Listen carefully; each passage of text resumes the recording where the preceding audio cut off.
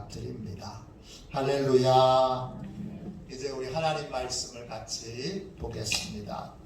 누가복음 2장 1절부터 12절까지 말씀입니다.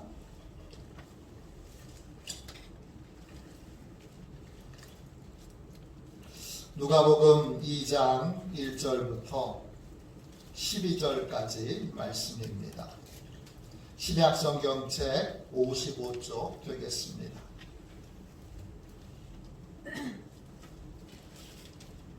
누가복음 죄송합니다. 네, 새벽에 자꾸 누가복음 해서 입에 붙었습니다. 마가복음 2장 1절부터 12절까지 말씀입니다. 마가복음 2장 1절부터 12절까지 신약성경 55쪽입니다. 1절부터 12절까지 저와 함께 천천히 같은 목소리로 읽도록 하겠습니다. 1절입니다. 수일 후에 예수께서 다시 가버나움에 들어가시니 집에 계시다는 소문이 들린지라 많은 사람이 모여서 문 앞까지도 들어설 자리가 없게 되었는데 예수께서 그들에게 도를 말씀하시더니 사람들이 한 중풍병자를 네 사람에게 메워가지고 예수께로 올세 무리들 때문에 예수께 데려갈 수 없으므로 그 계신 곳에 지붕을 뜯어 구멍을 내고 중풍병자가 누운 상을 달아내리니 예수께서 그들의 믿음을 보시고 중풍병자에게 이르시되 작은 자야 내 죄사함을 받았느니라 하시니 어떤 서기관들이 거기 앉아서 마음에 생각하기를 이 사람이 어찌 이렇게 말하는가 신성모독이로다. 오직 하나님 한 분 외에는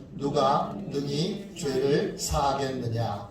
그들이 속으로 이렇게 생각하는 줄을 예수께서 곧 중심에 아시고 이르시되 어찌하여 이것을 마음에 생각하느냐. 중풍병자에게 뇌 죄사함을 받았느니라 하는 말과 일어나 내 상을 가지고 걸어가라 하는 말 중에서 어느 것이 쉽겠느냐. 그러나 인자가 땅에서 죄를 사하는 권세가 있는 줄을 너희로 알게 하려 하노라 하시고 중풍병자에게 말씀하시되 내가 내게 이르노니 일어나 내 상을 가지고 집으로 가라 하시니 그가 일어나 곧 상을 가지고 모든 사람 앞에서 나가거늘 그들이 다 놀라 하나님께 영광을 돌리며 이르되 우리가 이런 일을 도무지 보지 못하였다 하더라. 아멘. 할렐루야. 이제 다 저를 보십시오. 용서받은 자 이런 제목으로 함께 은혜를 나누겠습니다. 중풍병자와 네 사람이 병을 고침받기 위해 예수님을 찾아왔습니다. 그들이 간절히 바라는 건 중풍병을 고침받는 겁니다. 그래서 지붕도 뚫고 예수님을 만나러 나온 것입니다. 그런데 예수님께서 중풍병자에게 주시려는 것은 병고침이 아닙니다. 예수님은 중풍병자에게 이렇게 말씀하셨습니다. 5절입니다. 스크린을 보십시오. 작은 자야 내 죄사함을 받았느니라. 예수님께서 중풍병자에게 주신 것은 죄사함입니다. 중풍병자가 간절히 바라고 원했던 건 병고침인데 다른 것을 주고 계십니다. 때때로 주님은 우리가 간절히 구했던 것과 다른 것을 주실 때가 있습니다.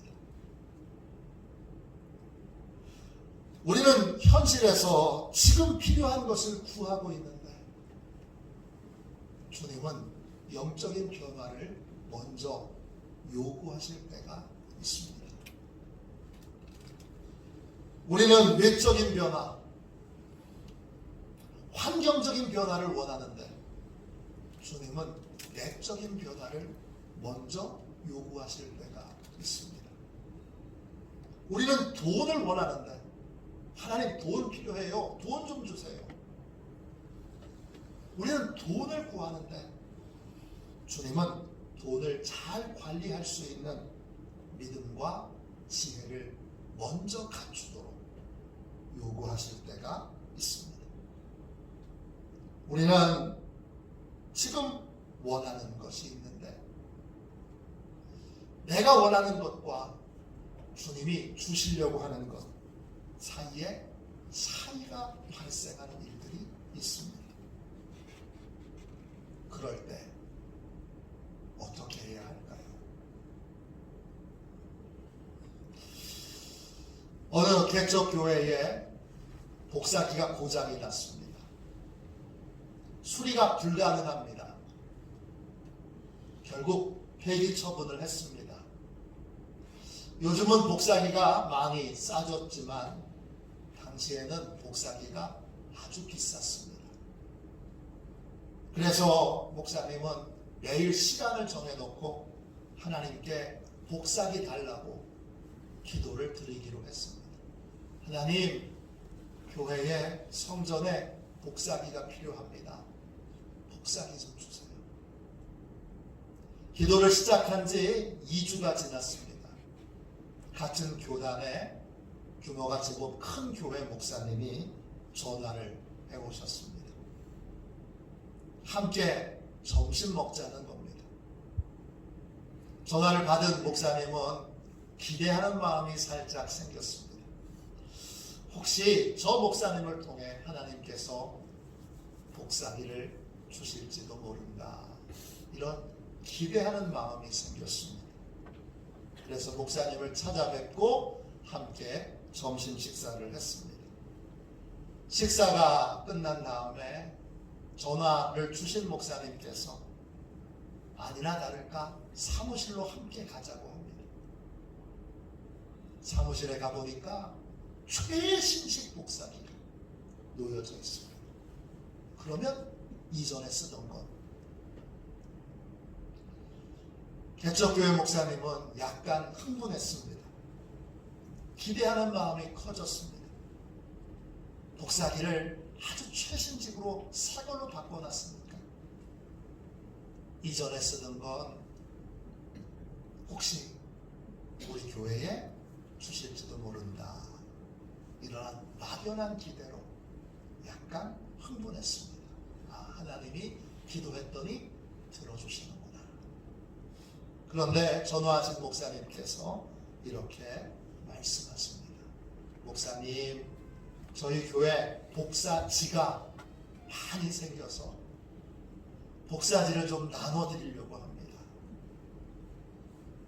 전화하신 목사님은 개척교회 목사님의 차 안에다가 복사기가 아니라 종이 복사지를 한 가득 그렇게 채워 넣어주셨습니다. 돌아오는 차 안에서 개척교회 목사님은 이해를 할 수가 없었습니다. 하나님 잘못 들으신 거예요? 복사지가 아니라 복사기입니다. 복사기도 없는데 이 많은 복사지는 다 뭐 했습니까?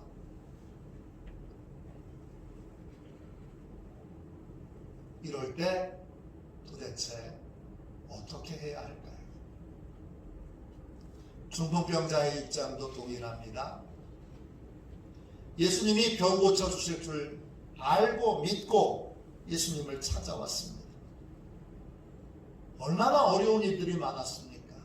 그 어려운 일들을 다 이기고 드디어 예수님 만났습니다. 이젠 병 고침 받겠지 그랬는데 주님이 병을 안 고쳐주시고 죄사함의 은혜를 먼저 주십니다.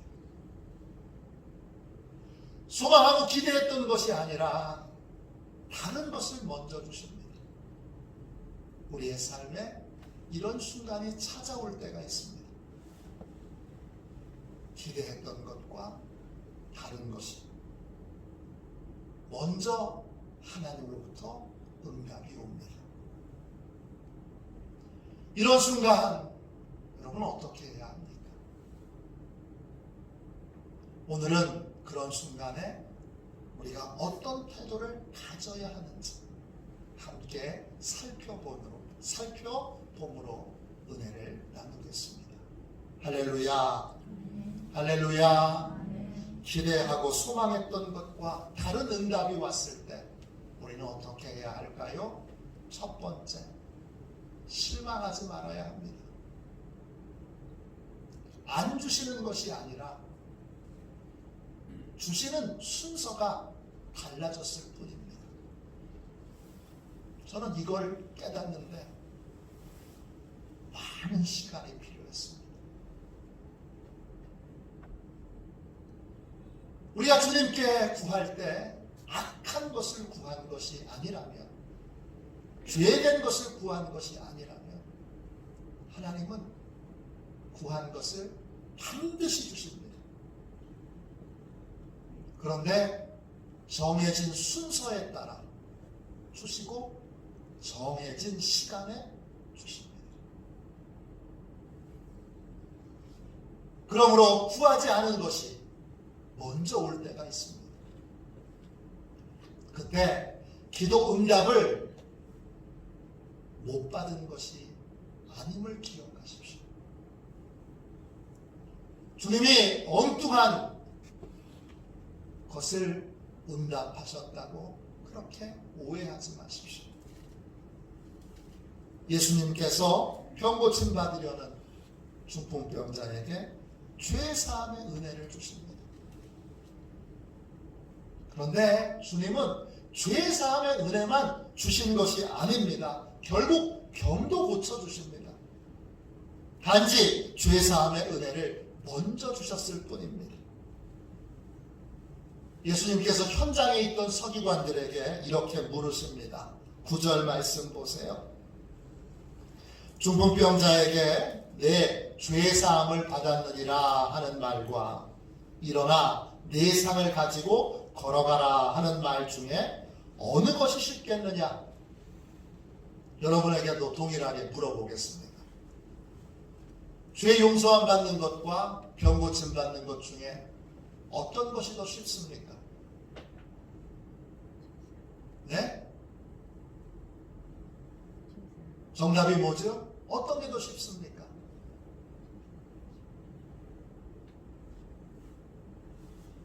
양쪽에 제가 물어보면 거의 비등비등해요. 반반이에요. 정답은 뭘까요? 깊이 묵상해 보니까 정답은 둘 다 어렵다. 둘 다 어려워요. 죄 용서함 받는 것도 어렵고 병 고침 받는 것도 어렵습니다. 왜 어렵습니까? 내 힘으로는 못합니다. 반드시 주님이 도와주셔야 합니다. 중요한 것은 예수님의 능력입니다. 예수님이 병 고침 받으러 온 이 중풍병자에게 어떤 능력을 베풀어 주셨습니까? 죄만 용서해 주셨습니까? 병만 고쳐 주셨습니까? 아닙니다. 주님은 죄도 용서해 주실 수 있는 능력이 있고 병도 고쳐 주실 수 있는 능력이 있습니다.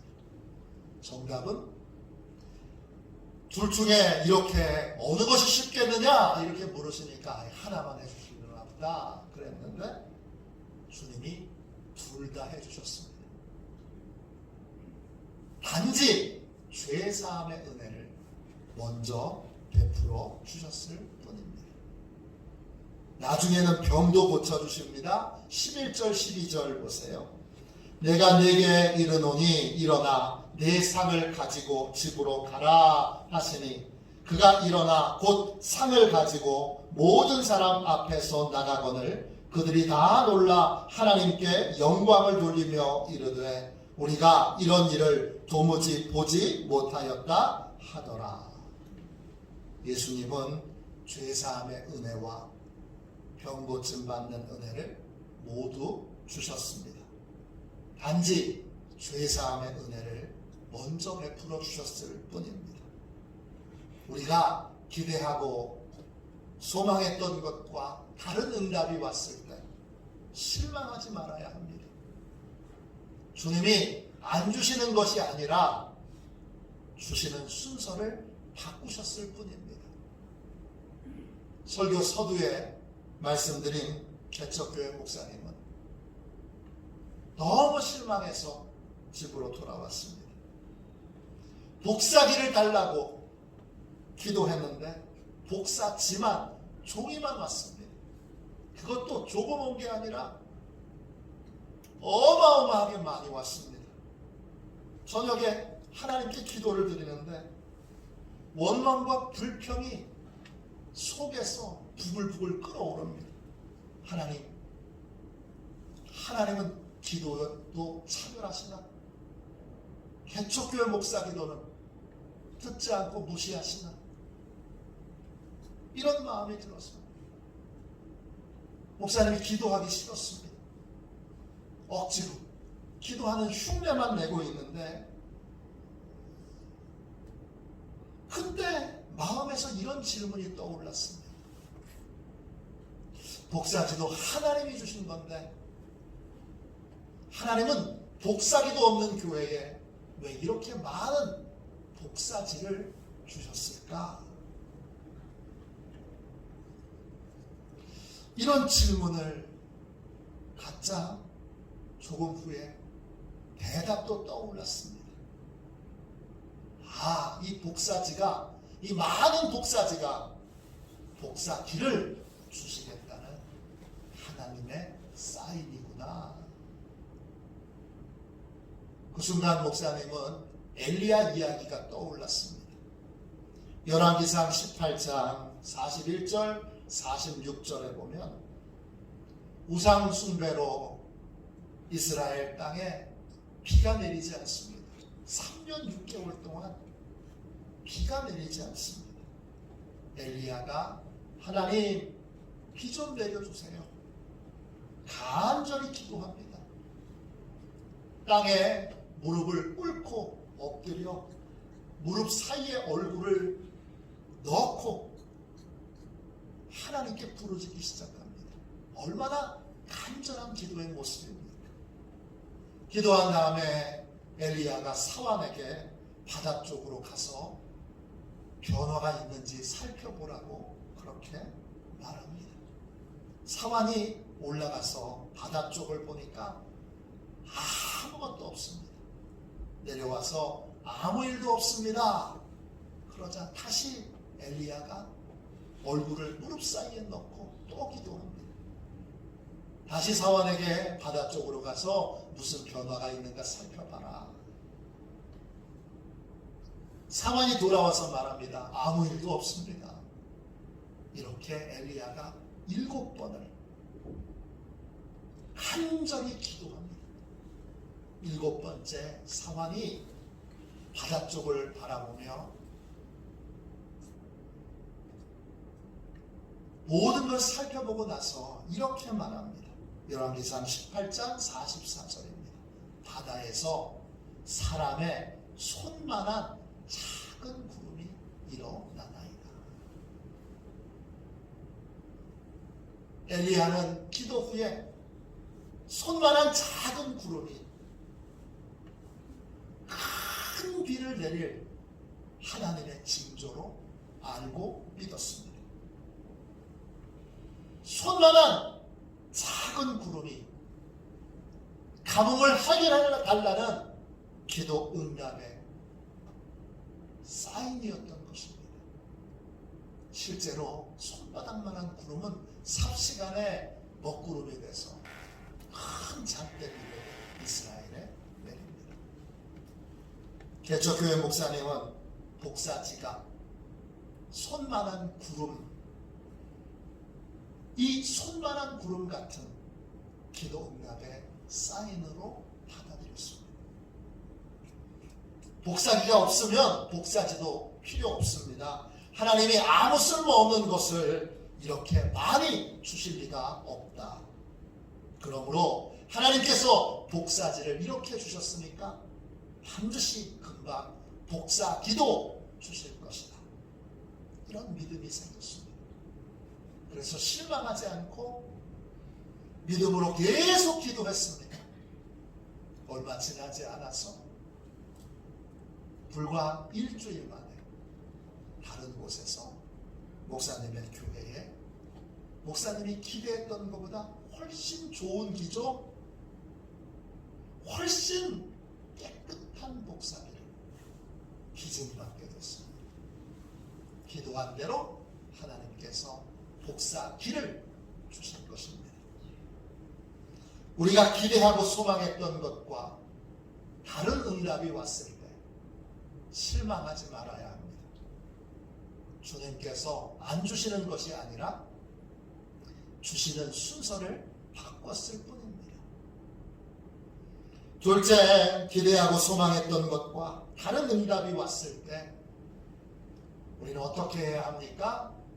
더 좋은 것을 주실 주님을 신뢰해야 합니다. 주님은 왜 병고집 받기를 원하는 중풍병자에게 죄사함의 은혜를 먼저 주셨을까요?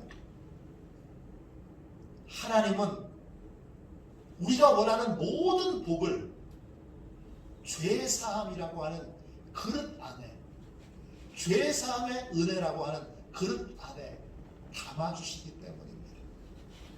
에베소서 1장 3절부터 6절까지 말씀인데 제가 천천히 읽어볼게요. 찬송하리로다 하나님 곧 우리 주 예수 그리스도의 아버지께서 그리스도 예수 안에서 하늘에 속한 모든 신령한 복을 우리에게 주시되, 하나님이 예수 그리스도 안에 있는 우리에게 하늘에 속한 모든 신령한 복을 주십니다.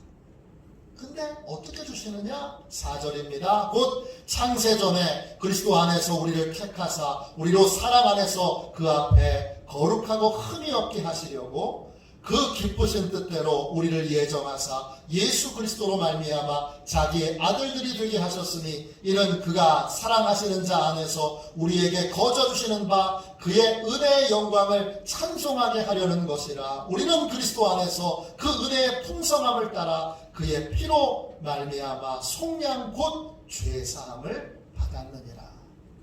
신령한 모든 복을 주시되 어디에 담아주시는 거예요?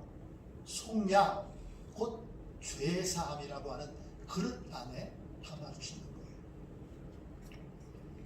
하나님께서는 그리스도 안에 있는 우리에게 하늘에 속해 있는 모든 신령한 복을 주십니다. 영어로 모든은 두 가지입니다. all과 every입니다.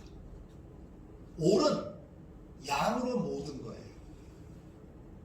every는 종류별로 모든 거예요.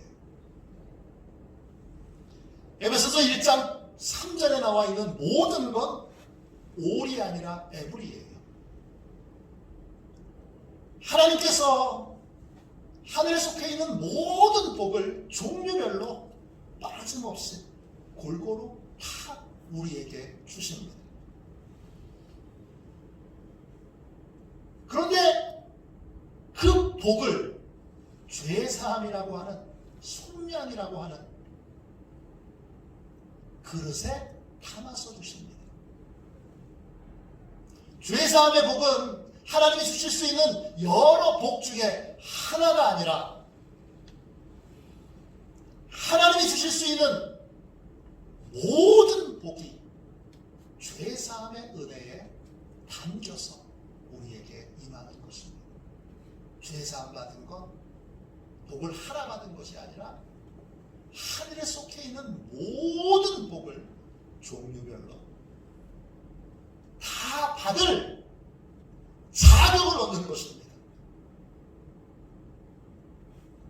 예수님께서 중풍병자에게 죄사함의 은혜를 먼저 주신 이유는 죄사함의 복 안에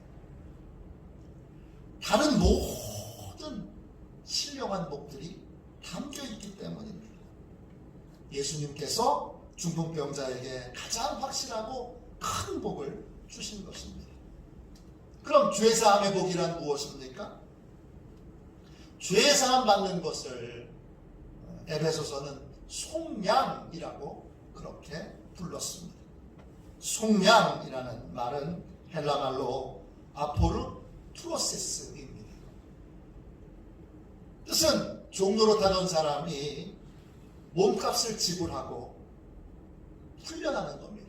자유를 얻는 겁니다. 이게 속량입니다. 또 잃어버렸던 걸 되찾는 것이 속량입니다.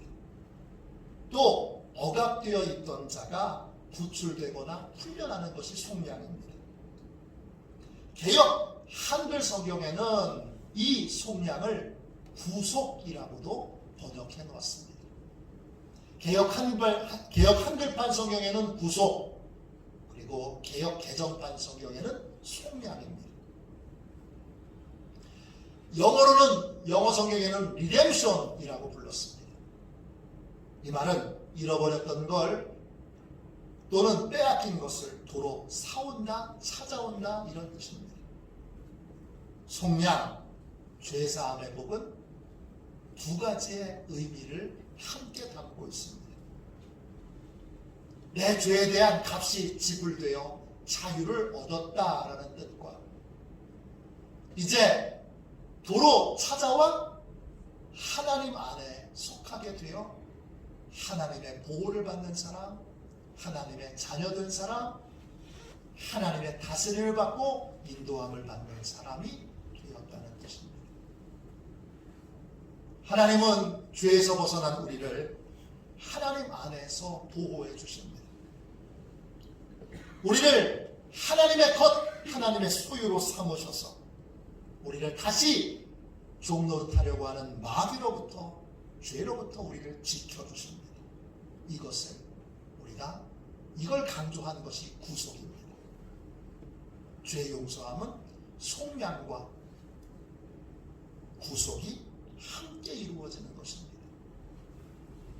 아프리카 감비아에서 사역하셨던 이재환 선교사님이 쓰신 책 검은색은 아름답다. 이 책에 보면 아프리카 사람들에게 노예로 살았던 삶이 얼마나 큰 상처였는지를 깨닫게 됩니다. 감비아 사람들은 서로 만나면 이렇게 인사합니다. 살라말레쿰, 당신에게 평화가 깃들기를 원합니다.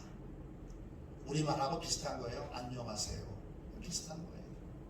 그러면 상대방이 이렇게 말합니다. 말라살레쿰, 말라줄 살람, 이렇게 말합니다.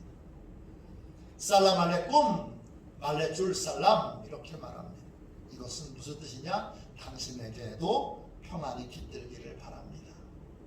우리 안녕하세요, 안녕하세요 인사하는 것과 똑같은데 감비아 사람들은 인사가 여기서 끝나지 않습니다. 어떻게 인사하느냐? 가족 전체의 안부를 묻습니다. 아버지도 안녕하시냐, 어머니도 안녕하시냐, 형도 안녕하시냐, 동생도 안녕하시냐, 네 아내도 안녕하냐, 네 딸도 안녕하냐, 네 아들도 안녕하냐 등등등등 가족 식구들 다 안부를 묻습니다. 그래서 정중하게 예의를 갖춰서 인사하려면 보통 2분에서 길게는 10분까지 걸립니다. 이런 인사법을 갖게 된 데에는 아픈 역사가 있습니다. 노예 상인에게 언제 가족이 잡혀갈지 모르기 때문에 늘 가족 전체의 안부를 물었던 것입니다. 감비아에 가면 이 과거 노예 상인들의 잔혹한 그 노예를 수탈했던 흔적들이 남아 있습니다.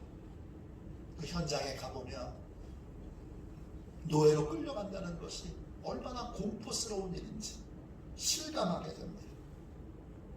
노예 상인이 흑인 노예를 끌고 오면 새끼줄로 생선 엮듯이 여러분 옆으로 누입니다. 저 보세요. 보이시죠? 지금 스크린 보세요. 생선을 줄줄 엮듯이 저렇게 눕혀서 움직이지도 못합니다. 저기서 오줌 싸야 됩니다. 똥도 싸야 됩니다. 밥은요, 미국으로 갈 때까지, 유럽으로 갈 때까지 못 먹습니다. 그러다가 많은 노예들이 죽습니다. 그러면 바다에 던져버립니다. 여자 흑인 노예들 가운데는 그 항해 기간 내내 선장에 또는 그 항해하는 선원들의 성놀이개가 됩니다. 그러다 임신하게 되면 또 바다에 던져버립니다. 저기 누워있다가 어떤 의사를 표현하기 위해서 일어나면 그 즉시 총살입니다. 이게 노예 생활입니다. 얼마나 무서운 것인지 실감이 나시죠? 이런 분위기에서 어떤 사람이 착한 주인을 만났습니다. 그 주인이 이 노예를 값을 주고 이제 자유를 주었습니다. 이 노예는 자유입니다. 근데 이 노예가 순진하게 나 자유를 얻었다. 그리고 길거리를 그냥 나가게 되면, 혼자 활동하게 되면 어떻게 될까요? 그걸 보고 있는 노예 상인이 또 잡아다가 다른 집에 팔아버립니다. 자유를 얻은 노예가 자유를 빼앗기지 않는 방법은 딱 하나입니다. 그건 뭐죠? 나한테 자유를 준 착한 주인의 보호를 받는 것입니다. 하나님께서 우리에게 베풀어 주신 죄 용서함에는 이런 영적 보호가 포함되어 있습니다. 주님은 죄값을 지불하셨을 뿐만 아니라 우리를 구속하셔서 우리를 하나님의 것으로 삼으셔서 심판날까지 우리를 보호해 주시고 우리를 지켜주시고 우리를 인도해 주십니다. 죄사함 받은 사람은 자유만 얻은 것이 아니라 하나님과 함께 동행하며 하나님의 다스림을 받으며 하나님의 인도를 받아야 할 책임이 있습니다. 이것이 죄사함의 은혜입니다. 왜 예수님께서 죄사함의 은혜를 중풍병자에게 먼저 주셨을까요? 죄사함의 은혜를 받기 전에 병고침 받으면 병고침 받은 다음에 다시 옛날로 돌아가게 되기 때문입니다. 죄사함 받지 않으면 병고침 받아도 새로운 삶을 살 수 없기 때문입니다. 하나님이 주시는 모든 복과 은혜를 지키려면 우리는 반드시 죄사함의 복을 먼저 받아야 합니다. 그래야 하나님이 주신 복을 지켜낼 수 있습니다. 하나님이 주신 복을 가치 있고 의미 있게 사용하고 누리려면 반드시 다시는 죄에게 종노릇하지 않고 하나님의 보호하심 속에 거해야 합니다. 돈을 달라 그래서 죄사함 받기 전에 돈을 많이 줬더니 그 돈으로 뭐 합니까? 온갖 악행을 저지릅니다.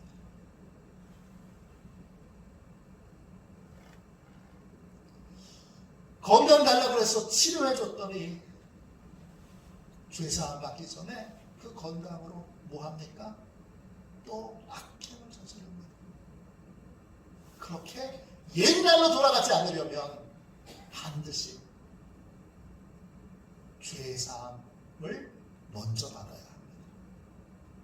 죄사함 안에 하나님이 모든 복을 주신 이유가 여기에 있습니다. 마약 중독에 빠져 살았던 한 여자가 있습니다. 2번이나 결혼에 실패했습니다. 갈 곳 없어진 이 여자는 목회하는 남동생 집에 잠시 머물러 살게 됩니다. 목사님이신 동생은 망가진 누나의 인생을 보면서 울면서 하나님께 기도를 합니다. 그리고 누나에게 눈물로 이렇게 호소를 합니다. 누나, 하나님은 누나의 삶을 얼마든지 아름답게 회복시키실 수 있어요. 마음을 열고 하나님께서 누나의 삶에 일하실 수 있도록 하나님께 기회를 드리세요. 눈물 어린 동생의 호소에 누나는 마음을 열게 됩니다. 그녀는 하나님께 엉망이 되어버린 내 인생을 고쳐달라고 기도하기 시작합니다. 그녀에게는 많은 빚이 있었습니다. 그녀는 엉망이 되어버린 자기의 인생을 고쳐달라고 기도하면서 동시에 빚도 청산해달라고 하나님 앞에 기도합니다. 하나님은 그녀에게 제일 먼저 말씀의 은혜를 주십니다. 어느 날부터 동생이 전하는 설교 말씀이 들리기 시작합니다. 깨달아지기 시작합니다. 이해가 됩니다. 가끔은 그 설교에 눈물이 납니다. 그렇게 말씀의 은혜를 받게 되면서 마약을 끊게 됩니다. 그 다음 하나님께서 깨어진 결혼 생활을 회복시켜 주십니다. 이혼했던 남편이 어느 날 그녀를 찾아옵니다. 둘은 화해를 하게 됩니다. 그래서 이제 신앙생활을 잘 할 수 있게 되고 가정도 다시 회복하게 됐을 때에 어느 날 그녀에게 재해 보상금이 도착합니다. 오래전에 직장에 다닐 때 입었던 재해에 대한 보상금이 늦게 이제야 나오게 된 것입니다. 그녀도 까맣게 잊고 있었던 것입니다. 재해 보상금을 받고 이 여성은 하나님의 놀라운 섭리를 깨닫고 감사합니다. 만일에 보상금을 마약 중독에 빠져 있을 때에 하나님이 주셨다면 그 돈으로 마약을 샀을 겁니다. 그런데 신실하신 하나님께서 그녀를 영적으로 회복시키신 후에 빚을 갚으라고, 빚을 청산하라고 제 보상금을 그때 주셨던 것입니다. 물질보다 영적 회복이 먼저입니다. 건강보다 죄사함이 먼저입니다. 그래야 물질도 건강도 모두 지킬 수 있기 때문입니다. 하나님은 우리에게 무엇이 먼저 필요한가를 잘 아십니다. 그래서 우리에게 가장 필요한 것부터 차례대로 주십니다. 우리는 기대하고 소망했던 것과 다른 응답이 왔을 때 더 좋은 것을 주실 하나님을, 더 좋은 것을 주실 주님을 신뢰해야 합니다. 주님은 가장 좋은 것이 무엇인지를 아십니다. 주님은 가장 알맞은 때에 가장 좋은 것을 우리에게 주십니다. 기대하고 소망했던 것과 다른 응답을 받을 때 그때 실망하지 마십시오. 주님이 안 주시는 것이 아니라 주시는 순서를 바꿨을 뿐입니다. 또 더 좋은 것을 주실 주님을 신뢰하십시오. 주님은 적합한 과정을 거쳐서 가장 알맞은 때에 가장 좋은 것을 우리에게 주십니다. 할렐루야. 이 시간 우리 함께 주의 오랫동안 모든 죄 가운데 빠져 찬송가 284장 1절만 두 번 찬양하고 우리 함께 통성